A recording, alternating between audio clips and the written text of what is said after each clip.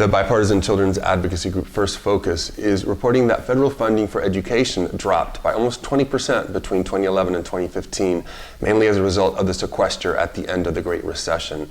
And the new House budget proposes cutting an additional $6.5 billion from K-12 spending over the next 10 years, including programs that directly affect the neediest children.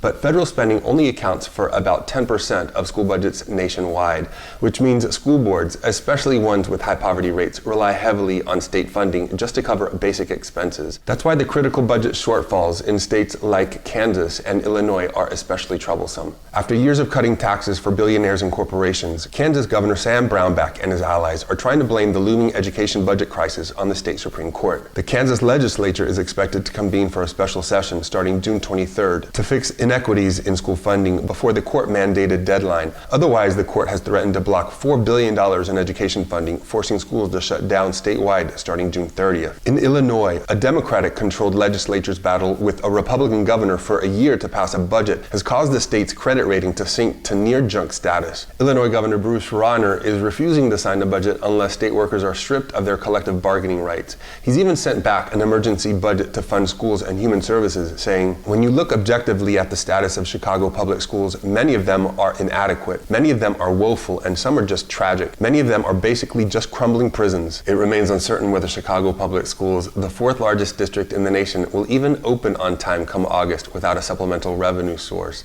In Michigan, a last-minute package to fix Detroit public schools barely passed the legislature. The bill allows uncertified teachers to teach without any education or teaching experience. The bill awaits Governor Snyder's signature.